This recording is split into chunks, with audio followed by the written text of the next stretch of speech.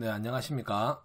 여러분을 회계와 세법의 늪에서 구해주고 싶은 구쌤, 구세주입니다. 자, 이번 시간에도 지난 시간에 이어서 재무상태표와 관련된 개정 과목에 대해서 강의를 하도록 하겠습니다. 강의에 앞서 지난 시간에 했던 내용을 잠시 복습 좀 하도록 하겠습니다. 가장 중요한 내용들만 간추려 보겠습니다. 자, 일단 재무상태표라는 건 일정 시점의 재무 상태였죠. 일정 시점, 특정 날짜에 대한 자산과 부채를 기록하는 것이었다라는 거 기억해 주시고요. 재무 상태표는 왼쪽 차변에는 자산, 오른쪽 대변에는 부채와 자본을 기록한다라는 거 기억해 주시고요. 그래서 재무 상태표에서는 등식이 성립했습니다. 차변에 있는 자산은 항상 같다. 대변에 있는 부채와 자본의 합계와 같다라는 등식이 성립하게 된다는 거 기억해 주시고요. 간단하게 자산이라는 계정은 기업이 보유하고 있는 것들이고요. 그 다음에 부채는 지급해야 될 의무가 있는 빚들이다라고 생각하시면 됩니다. 그 다음에 자본은 별다른 정의는 없고 자산에서 부채를 차감한 것이다. 다른 동의어로 순자산이라고도 칭한다라는 거 기억해 주시면 되고요. 그 다음에 자산 개정 과목 중에 제가 가장 중요하다고 말씀드렸던 개정, 매출 채권이라는 게 있었죠. 매출 채권이라는 것은 외상 매출금과 받으러움, 그 다음에 매입 채무라는 개정이 있습니다. 매입 채무는 외상 매입금과 지급어음이 있습니다. 자, 이 매출 채권과 미수금, 그 다음에 매입 채무와 미지급금의 차이 뭘까요? 그렇죠. 상거래, 재고자산 거래이냐 아니냐에 따라서 개정이 구분되었다라는 거. 특히 수업 목적으로 하시는 분들은 꼭 유념하셔야 된다는 거 다시 한 번 더 기억해 주시기 바랍니다. 자, 이번 시간 강의는 남은 재무상태표에 대해서 설명을 간략하게 드리도록 하겠습니다. 자, 추가적인 개정 과목이 제일 먼저 보이는 것이 뭐가 있느냐? 소모품.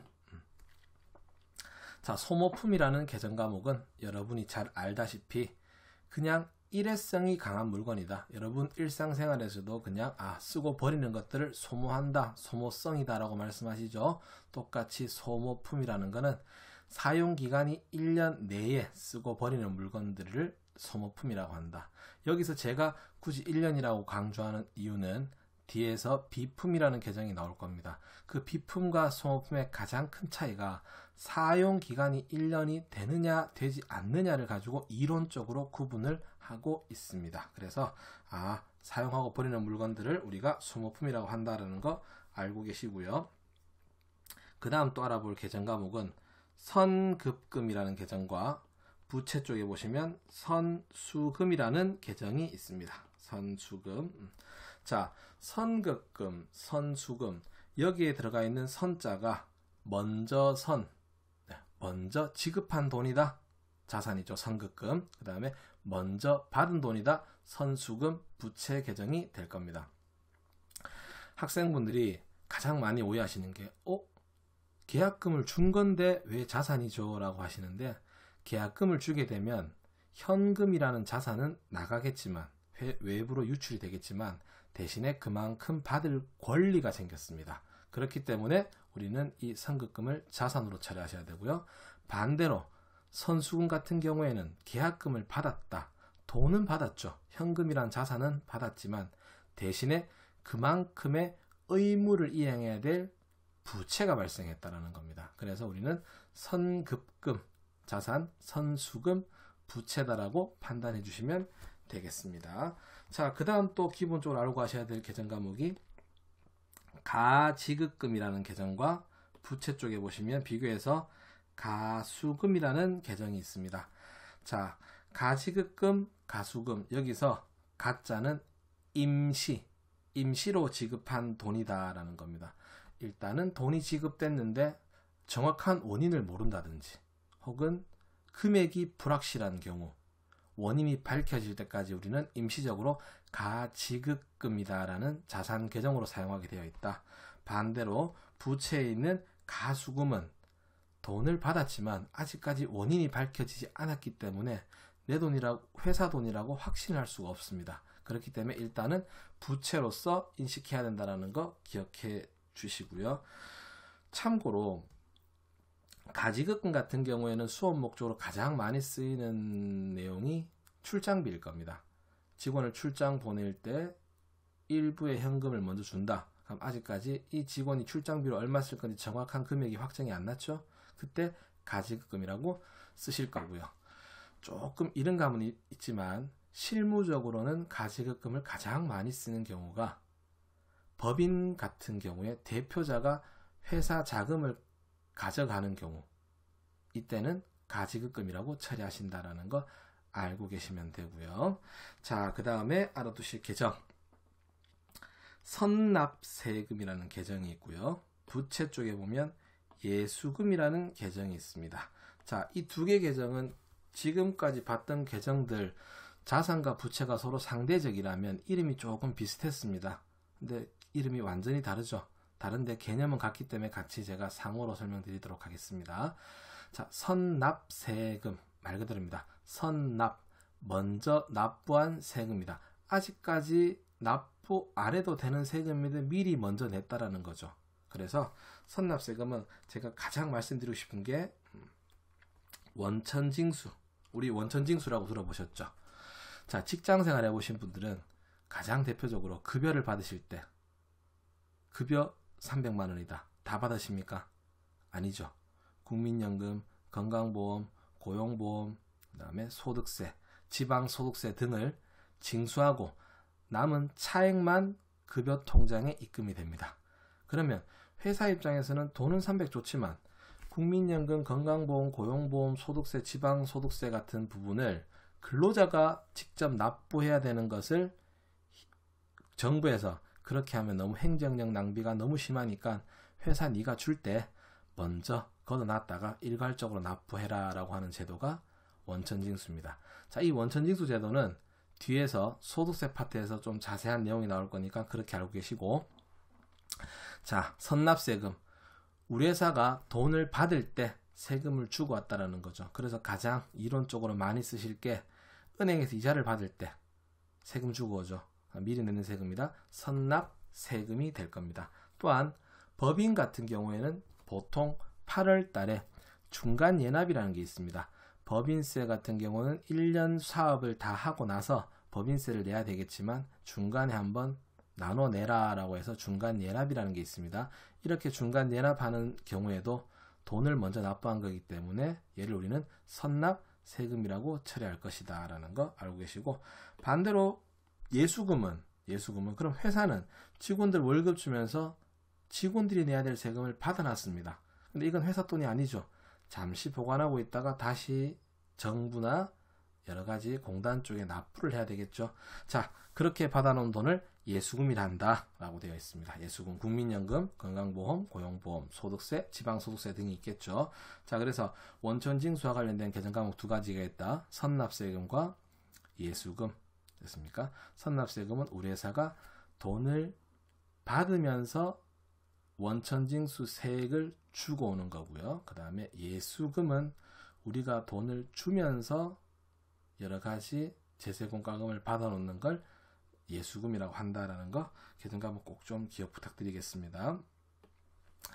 자, 그 다음에 자산 계정에 알아야 될 개정과목. 지난 시간에 재고자산인 상품, 제품, 제공품 원주는 했었고요. 자, 좀 더 보시게 되면, 자, 묶어서 제가 같이 설명드릴 개정 과목이 있는데, 자, 여기 토지, 건물, 구축물, 기계장치, 차량 운반구, 비품, 건설 중인 자산. 자, 요 계정들을 묶어서 우리는 뭐라 그러느냐? 요런 것들을 묶어서 유형 자산이다라고 부릅니다. 형체가 있는 자산이다라고 부르고 있습니다. 자, 토지, 건물, 구축물, 기계장치, 차량 운반구, 비품, 건설 중인 자산이 있는데, 자, 이 계정들에도 다 특징이 있는 묶음들은, 자, 보십시오. 전부 다 공통적인 표현들, 앞에 장기라는 표현이 다 붙어 있습니다. 장기, 일단 사용하는 기간이 오랜 기간이다라는 겁니다. 자, 제가 지난 시간에 말씀드렸지만 회계에서는 단기와 장기를 구분하는 기간이 1년을 기준으로 간다 했습니다. 1년. 그러면 1년을 넘게 사용하는 자산들이다. 자, 그 다음 두 번째 중요한 조건들은 자, 이렇게 보시면 되어 있죠. 영업용이다. 영업용이다. 회사 사업에 사용할 목적이다라는 겁니다. 영업. 사업에 사용할 목적이다라는 거. 아, 회사가 장기간 동안 사업에 사용하는 자산을 총칭해서 뭐라 부른다고요? 유형 자산이다라고 부를 거다라는 겁니다. 자, 그 세부적인 내용이 그렇게 사용하는 땅이라면 우리가 토지라고 부르고요. 건물이라면 건물이라고 부를 겁니다. 자, 근데 조금 생소한 계정이 있을 거예요. 구축물이라는 계정이 있을 겁니다. 자, 이 구축물이라는 거는 쉽게 말씀드리면 토지에 설치된 것 중에 붙어 있는 것 중에 건물을 제외한 나머지들은 전부 다 구축물이라고 보시면 돼요. 구축물. 뭐 예를 들어서 뭐 포스코 같은 경우에는 앞에 대문도 커다랗게 만들어놨죠. 그런 것들이라든지 뭐 철길 깔아놓은 거라든지 뭐 주차장 조성한 거, 화단 조성한 거 이런 것들을 우리가 구축물이라고 처리해 주시면 되고요. 그 다음에 기계장치. 제조기업들 같은 경우는 제품 생산하기 위해서는 여러 가지 기계들이 필요하죠. 이런 것들을 기계장치라고 처리하고요. 차량 운반구, 회사 업무용으로 사용하는 차라든지 혹은 뭐 오토바이 또 뭐 공장 같은 데는 지게차 같은 경우 있죠. 운반도구 이런 것들도 차량 운반구로 처리하고요. 자, 지금까지 봤던 계정 과목들은 금액 단위가 상당히 큰 것들입니다. 그거 외에 나머지 잡다한 것들은 전부 다 비품, 책상, 에어컨, 컴퓨터 등등 이런 것들은 비품 처리한다라는 거 알아두시고, 그 다음에 건설 중인 자산이라는 계정 과목이 있습니다. 건설 중인 자산이라는 계정 과목은 말 그대로 건설 중이다. 현재 건설, 짓고 있는 중이다라는 겁니다. 가장 대표적으로 말씀드리고 있는 것은 회사가 사옥을 지을 때 사옥을 짓는 기간이 뭐 3, 4개월 만에 되는 건 아니죠. 장기간 걸릴 거다. 요럴 때 우리가 투입한 자금을 건설 중인 자산이라고 기록을 하게 되어 있습니다. 자, 이 유형자산 계정 과목은 뒤에 나중에 유형자산 파트에서 제가 후술할 부분이기 때문에 이렇게 계정 과목만 짚고 넘어가도록 하겠습니다. 자, 여기서 기억하셔야 될 거는 유형자산은 장기간이고 그 다음에 영업용으로 사용하고 형체가 있다라는 거 꼭 기억해 주시기 바랍니다. 해주시고요. 그 다음 아셔야 될 계정 과목이 또 투자부동산이라는 계정 과목이 있어요. 투자부동산. 자, 투자 목적으로 매입한 토지 건물이다. 방금 배웠던 유형자산과 무슨 차이냐? 자, 가장 큰 차이는 유형자산은 영업용, 회사 업무용으로 쓰는 것이었죠. 그런데 투자부동산은 회사 영업과는 전혀 상관없이 순수 투자 목적입니다. 비영업용이죠. 이럴 때 우리가 투자부동산이라고 한다라는 겁니다. 자, 여기쯤에서 제가 미리 말씀드릴게, 앞으로 학생분들이 특히 수업 목적의 학생분들은 회계를 공부하실 때 이 계정 과목 선택에서 상당히 어려움을 가지십니다. 왜? 단어를 보고 계정 과목을 선택하시려는 습관을 가지기 때문에. 근데 계정 과목은 단어를 보시는 게 아니라 큰 문장을 보시고 목적을 보시고 선택을 하는 겁니다. 뭐 예를 들어서 우리가 땅을 샀다. 토지 아니죠. 땅을 샀는데 이 회사가 땅을 샀는 목적이 뭐냐 이거죠. 이 회사가 부동산 매매업이다. 그럼 이 땅을 판매 목적으로 샀겠죠. 그러면 재고자산인 상품이 될 거고요. 그 다음에 아니다. 우리는 이 부동산을 빌려주고 돈을 벌기 위해서 샀다. 우리가 부동산 임대업이다 이거죠. 그러면 얘는 뭐가 됩니까? 건물이라는 유형자산이 될 거고요. 아니다. 우린 제조기업인데 저기에 뭐 개발에 대한 호재를 듣고 내가 투기 목적으로 땅을 샀다. 이때는 투자부동산이라는 계정 과목이 돼야 될 겁니다. 그래서 항상 목적이 중요하다는 거 다시 한 번 더 기억해 주시기 바랍니다. 자, 그 다음 마지막으로 자산 하나만 더 보도록 하겠습니다. 자, 자산 쪽에 보시면 마지막으로 임차보증금이라는 계정이 있습니다. 뭐가 있다고요? 임차보증금. 그 다음에 부채 쪽에 보시면 쭉 내려가셔서 임대보증금이라는 계정 과목이 있을 거예요. 이 두 가지 계정, 임차, 빌려오고 보증금 맡긴 거다. 임대, 빌려주고 받은 보증금이다. 뭐냐? 가장 대표적으로 건물. 자, 건물을 우리가 빌린다 그러죠. 임차, 임대차 계약을 하죠. 그럼 세입자 입장에서는 건물을 빌렸으니까 매달 월세도 주겠지만 혹여라도 월세를 못 낼 수도 있기 때문에 건물주가 보증금을 맡기라고 합니다. 자, 근데 이 보증금은 내가 꼬박꼬박 월세를 잘 내고 나중에 퇴거할 때 다시 돈을 받아와야 되겠죠. 그래서 임차 보증금, 건물 빌릴 때 맡긴 보증금이다 해서 임차 보증금은 자산, 반대로 임대 보증금, 건물을 빌려주고 받은 보증금은 나중에 갚아줘야 되는 의무가 있죠. 그래서 그때는 부채라고 처리한다. 자, 임차 보증금과 임대 보증금에 대한 개정 과목을 좀 봐주시고요. 자, 자산 개정 과목 같은 경우는 기본적으로 지금 현재 저하고 강의를 진행하시는 동안은 제가 설명드린 범위 내에서만 아시면 되고요. 차츰차츰 하나씩의 개정 과목을 다 알아가실 겁니다.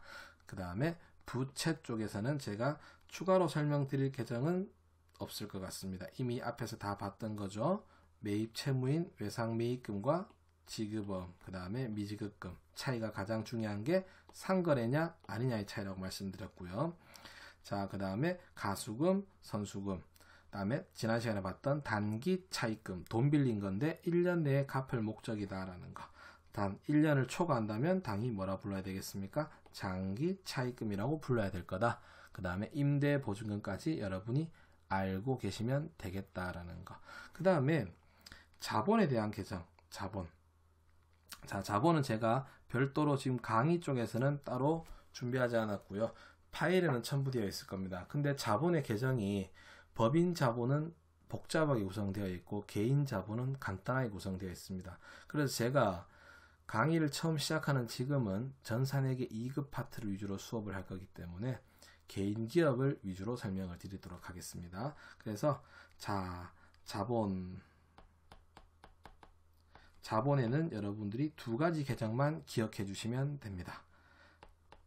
자본금이라는 개정이 있고요. 그 다음에 인출금이다라는 개정이 있습니다. 자, 자본금과 인출금. 자본금은 뭐냐? 기업주가, 사장님이 되겠죠. 기업주가 회사에 출자한 것. 사업을 하려면 돈이 필요하겠죠. 그래서 사장이 우리 회사에 돈을 투자한 걸 우리는 뭐라 부른다? 자본금이라고 부른다. 나중에 법인기업도 그 사장이라는 사람이 투자하는 게 아니라 주주가 투자하겠죠. 똑같이 주주가 투자한 것도 자본금이라고 처리하고 있습니다. 그래서 기업주가 출자한 것을 자본금이라고 부르고요. 그 다음에 기업주가 따로 월급이 없죠, 사장이. 그래서 회사가 벌었는 돈을 가져가서 생활비도 써야 됩니다. 그래서 돈을 가져가는 경우가 있어요. 회사 돈을 개인기업 같은 경우에 가져간다면 가장 정확한 거는 자본금에서 빼면 되겠지만 이 가져가는 횟수가 상당히 빈번할 겁니다. 그래서 이걸 별도로 따로 관리해 주기 위해서 기업주가 회사에서 가져간 것, 회사의 여러 가지 물건이나 돈을 가져가게 되면 뭐라고 처리한다고요? 인출금이다 라고 처리할 거다라는 거 기억해 주시면 감사하겠습니다. 자, 이렇게 해서 두 번의 강의를 걸쳐서 자산, 부채, 자본에 대한 기본적인 꼭 아셔야 될 개정 과목을 제가 간략하게 설명을 드렸고요. 나머지 설명드리지 않았던 개정 과목들은 차후에 뒤에 이론 과정에서 등장할 개정 과목들이고요. 그 다음에 이 개정 과목 같은 경우에는 암기하시는 게 아니고 영어 단어처럼 뭐 암기한다고 암기되는 건 아닐 겁니다. 여러분이 반복해서 보셔야 될 겁니다. 그래서 제가 요 개정 과목에 대해서는 누누이 말씀드리지만 네이버 카페에 이 파일을 첨부해 둘 겁니다. 그래서 프린트 하셔서 프린트가 가능하신 곳에서 프린트를 하셔가지고 갖고 다니시면서 한 번씩 보시고 학습하실 때도 항상 옆에 두시고 학습하시는 습관을 들여주셨으면 감사하겠습니다. 자, 이렇게 해서 개정 과목에 대해서는 마쳤고요. 그러면 간단하게 재무상태표를 어떻게 작성하느냐에 대한 문제를 제가 두 문제 정도만 풀고 넘어가도록 하겠습니다. 이 문제 또한 문제와 정답은 카페에 첨부가 되어 있으니 참고하시기 바랍니다. 자, 첫 번째 문제. 세무상해의 1월 1일 재무상태는 다음과 같다. 아래 자료를 참고해서 세무상해의 재무상태표를 작성하시오. 자, 개정 과목들이 여러 개 나옵니다. 자, 그 다음에 밑에 재무상태표라고 해서 약식으로 제가 하나 그려놓은 게 있습니다. 자, 요거를 여러분들이 저하고 기록을 해 보실 건데, 이 문제를 제가 여러분하고 풀어보는 취지는 회계학습을 처음 하는 입장에서 아직까지 계정 과목에 대한 정확한 내용도 잘 모르고 모든 게 서툴다, 맞죠? 그래서 한번 연습 삼아 요 계정 과목이 자산이었느냐 부채였느냐 자본이었느냐 어떤 계정 과목이었는지 한 번만 판단해 보시고, 그 다음에 우리 배웠죠? 재무상태표는 차변의 자산을 기록하고 대변의 부채 자본을 기록하게 되어 있습니다, 맞죠? 그리고 그 합계는 차변과 대변이 같아야 된다는 거, 이것도 되는지 한번 확인해 보자는 의미에서 제가 문제를 풀어보는 거니까 여러분들은 그냥 보시면서 잘 따라와 주시고, 복습을 하실 분들은 카페에서 첨부 파일을 내려받으셔서 다시 한번 풀어보시는 것도 괜찮은 방법이실 겁니다. 자, 제일 먼저 이 원래 재무상태표 쓰실 때는 순서가 있습니다. 순서가 있는데 아직은 우리가 기초기 때문에 순서까지는 지키지 않고 자산이냐 부채냐 자본이냐까지만 분류해 보도록 하도록 하겠습니다. 자, 제일 먼저 보이는 계정이 뭐가 있느냐? 지급어음이라는 계정이 있네요. 자, 지급어음은 회사가 재고자산을 구입하고 대금을 주지 않고 몇 달 후에 준다고 어음이라는 용지를 준 거죠. 이럴 때 우리가 지급어음이라고 쓴다라고 배웠습니다, 맞죠? 근데 만약에 이게 재고자산이 아니었다면 미지급금이다 라고 쓴다 그랬죠. 그래서 지급어음 무슨 계정이죠? 네, 그렇죠. 부채 계정이죠. 그래서 대변에다가 이렇게 지급 어음이다 라고 이렇게 쓰시고요. 금액은 25만원이다 이렇게 써주시면 되겠습니다. 자, 그 다음에 두 번째 나오는 계정이 외상매출금이네요. 외상매출금 또한 재고자산을 판매하고 상거래죠. 판매하고 대금을 못 받은 경우죠. 외상매출금. 단 재고자산이 아니라면 미수금이라고 썼었죠. 자, 이 외상매출금은 무슨 계정일까요? 그렇죠. 자산이 되겠죠. 외상매출금. 차변에다가 이렇게 17만원 기록해 주시면 된다라는 거. 자, 듣고만 계시지 마시고 제가 질문할 때 혼자서라도 괜찮으니까 답변을 부탁드리도록 하겠습니다. 자, 그 다음에 미지급금이란 계정이 나오네요. 아까 지급하면서 말씀드렸죠. 재고자산 외에 물건을 구입하고 돈 안 주거나 어음을 준 경우에 미지급금이라 한다. 상거래 외의 채무였죠. 자, 미지급금 무슨 계정일까요? 그렇죠. 부채 계정입니다. 자, 그래서 대변에다가 미지급금 12만원.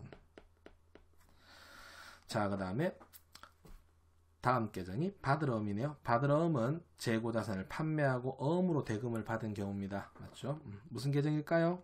자산 계정이죠. 받을어음. 제가 필체가 안 좋더라도 양해 부탁드리도록 하겠습니다. 자, 그 다음에 외상매입금. 재고자산을 구입을 하고 대금을 안 준 거죠. 재고자산이죠. 거래가. 얘도 부채죠. 외상매입금.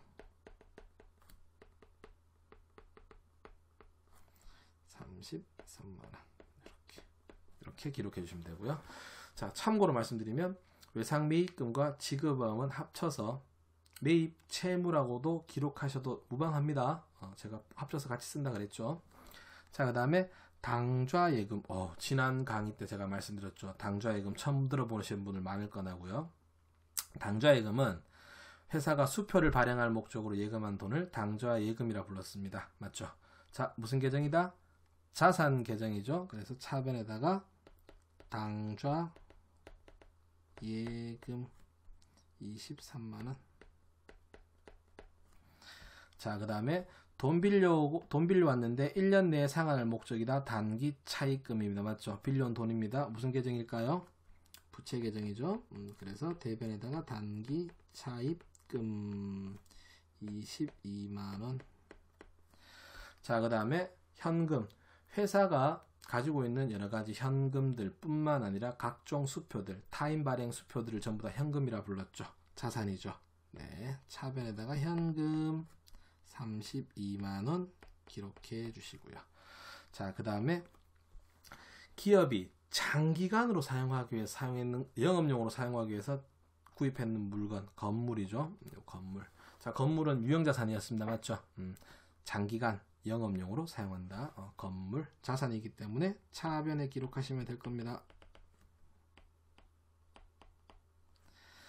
자, 그 다음에 회사가 판매 목적으로 구입하는 물건 뭐라고 불렀습니까? 상품이라는 재고자산 불렀죠. 가장 중요한 계정 과목 중에 하나라고 제가 말씀드렸습니다. 상품 19만원. 자, 그 다음에 회사가 투자 목적으로 주식을 샀다. 단기 매매 증권. 네, 그렇죠. 자산이죠. 16만원. 자, 그 다음에 사장이 돈 냈다. 네, 자본금. 자본이죠. 자본금 90만원. 이렇게 됐습니까? 자, 그리고 장부 적는 게 중요한 건 아닙니다. 요즘엔 장부를 수기로 적지는 않습니다. 하지만 모든 교재라든지 시험에서 장부가 해석하는 부분이 나오는 경우가 있어요. 그 다음에 회계를 배우는데 최소한 장부를 어떻게 기록하는지 정도는 좀 알고 계시면 좋겠죠. 그래서 중요한 건 아니지만 마감하는 것도 좀 설명해 드리도록 하겠습니다. 앞으로 이렇게 차변과 대변을 다 쓰고 더 이상 쓸 게 없고 나는 합계를 내겠다라고 하면 마지막 라인에 이렇게 한 줄을 긋습니다. 한 줄을 그으면 합계를 의미하는 거다라는 거. 됐죠? 합계. 자, 차변 합계를 쭉 계산을 해보면 계산기로서 계산을 해보면 얼마가 나오느냐? 182만원이 나온다라는 거. 더 이상 적을 게 없죠? 자, 더 이상 적을 게 없으니까 이제 마지막으로 이렇게 두 줄을 긋게 되면 장부가 끝났다라는 겁니다. 끝났다라는 걸 알고 계시고요. 더 이상 적을 게 없다라는 거죠. 자, 그 다음에 대변 쪽도 합계를 해야 되겠죠. 마지막에 이렇게 여기다 여기다가 줄을 긋게 되면 여러분이 보시더라도 좀 서로 칸이 안 맞으니까 보기가 좀 그렇죠. 그래서 우리는 어떻게 하게 되어 있느냐, 라인을 맞춰서 O와 열을 맞춰서 이렇게 마지막 라인에 줄을 긋습니다. 자, 그 다음에 여기 두 칸이 뻥 비었죠. 비었기 때문에 이렇게 비었을 때는 그냥 두지 않고 누군가가 장난을 칠 수 있기 때문에 이렇게 사선을 그어서 여긴 더 이상 적을 게 없다 라는 거. 근데 여기 공간이 너무 띄어져 있다, 맞죠? 견우와 직료도 아니고. 그래서 이런 경우에는 이렇게 이어서 줄을 그어준다라는 겁니다. 그래서 칸이 조금 남는 경우는 이런 식으로 합계를 낸다라는 거 알고 계시고, 대변 합계도 계산기를 쭉 눌러보시게 되면 182만원이 나온다라는 거 알아두시고요. 자, 그 다음에 얘도 장부가 끝났으니까 이렇게 두 줄로 마감해 주시면 끝. 이렇게 재무상태표를 기록하시는 거다라는 거 알고 계시면 되고요. 자, 근데 제가 하나 주의점 말씀드리면, 앞으로 여러분들이 회계 공부를 하실 때 지금 제가 숫자를 그렇게 예쁘게 적은 것도 아니지만 단위수 적는 거, 자릿수 찍는 거 잊지 마시기 바랍니다. 세 자리마다 한 번씩 콤마 자릿수 찍는다라는 거 습관 들여주시고요. 그 다음에 회계에 대한 일을 하시거나 회계에 대한 공부하실 때는 절대 암산하지 마십시오. 옆에 계산기를 두시고, 또는 계산기가 없다면 휴대전화에 요즘에 핸드폰에도 계산기가 다 있죠. 계산기를 꼭 사용하는 습관을 들이시기 바랍니다. 특히 업무하시는 분들, 시험은 틀리고 떨어지면 끝입니다. 하지만 실무하시는 분들은 단 10원의 차이 때문에 온 장부를 다 디벼야 되는 문제가 발생할 수도 있기 때문에 무조건 계산기를 쓰는 습관을 들이도록 하시고요. 자, 그 다음에 한 문제를 좀 더 풀어보도록 하겠습니다. 자, 이번에 문제는 똑같이 재무상태표가 나왔는데, 자, 이번에는 제가 하나 좀 말씀드리고 싶은 게, 자, 계정 과목이 쭉 있는데 마지막에 자본금의 갈로가 쳐져 있어요. 자, 자본금의 갈로 쳐져 있다는 얘기는 이 금액을 찾으라는 건데, 어떻게 찾을까? 찾을 수 있죠. 왜? 차변에 있는 자산과 대변의 부채 자본 합계는 같아야 됩니다. 지금 그럼 여기 나와 있는 자산과 부채 계정 과목을 정확하게만 분류해 주신다면 뭐가 된다고요? 자본금을 찾을 수 있다는 겁니다. 자, 우리 분류해 볼까요? 조금 빠르게 진행하도록 하겠습니다. 1번 문제를 풀어봤기 때문에. 자, 외상매입금 부채죠. 외상매입금.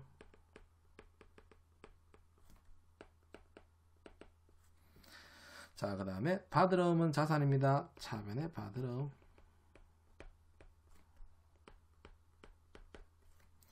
자, 건물 자산입니다. 차변에 적으면 되겠죠. 단기매매증권 제가 좀 줄여 쓰도록 하겠습니다. 단기매매증권 자산이죠. 차변에 기록하시고요. 외상매출금 또한 자산입니다. 20만원 차변에 기록하시고요. 단기차입금 부채죠. 단기차입금 부채니까 대변에 기록하십니다. 28만원. 자, 상품 자산입니다. 차변에 기록하겠습니다. 상품 15만원. 그 다음에 지급원 부채입니다. 대변에 기록할게요. 32만원. 현금 자산입니다. 차변에 기록하도록 하겠습니다. 52만원. 단기 대여금 자산입니다. 차변에 기록할게요. 73만원. 미수금 자산입니다. 차변에 기록하도록 하겠습니다. 자, 그 다음에 마지막으로 나오는 게 자본금 자본이니까 대변 기록해야 되겠죠. 자, 근데 자본금의 금액은 현재 알 수가 없다라는 겁니다. 맞죠? 자, 그래서 마지막적으로 최종 합계를 내본다면, 이렇게 내본다면, 자, 차변 합계를 계산기를 쭉 계산해 보시게 되면 250만원이 나옵니다. 그러면 대변도 무조건 250만원이 나와야 될 겁니다. 자, 이렇게 해서 마무리 두 줄 그어 주시고요. 자, 그러면 250만원이 대변 금액의 총 합계가 돼야 되는데, 현재 대변 금액의 부채 합계가 얼마냐? 40만원, 28만원, 32만원에서 총 100만원이 됩니다. 그래서 정답은 자본금은 얼마가 될 거다? 150만원이다. 그래서 여기 들어있는 자본금은 150만원이다 라는 걸 알 수 있을 겁니다. 자, 이렇게 해서 재무상태표에 대한 기본적인 내용에 대한 설명을 제가 마쳤고요. 자, 정리를 하나 할까요? 재무상태표에서 꼭 기억하셔야 될 내용. 재무상태표는 일정 시점에 재무상태를 나타낸다라는 거. 특정 날짜 12월 31일자에 자산과 부채를 기록한다는 거 기억해 주시고요. 재무상태표는 왼쪽 차변에 자산, 오른쪽 대변에 부채와 자본을 기록한다라는 거. 자산은 기업이 가지고 있는 것, 부채는 줘야 되는 빚, 자본은 자산에서 부채를 뺀 거다. 동의어로 순자산이다라는 거. 그래서 등식이 성립하죠. 자산은 부채 플러스 자본이다라는 등식이 성립한다는 거 알고 계시고요. 자, 개정 과목은 앞으로 프린트 하셔서 항상 강의를 들으실 때나 여러분이 학습하실 때 옆에 두고 자꾸 반복해서 듣는 습관을 들여주시기 바랍니다. 자, 오늘 강의는 여기서 마치고요. 자, 필요하신 자료는 다시 말씀드리지만 네이버 카페 구세주라고 검색하시면 나올 겁니다. 거기 가셔서 필요한 자료를 다운받으셔서 열심히 학습 부탁드리도록 하겠습니다. 자, 저희는 다음 시간에 만나도록 하겠습니다. 감사합니다.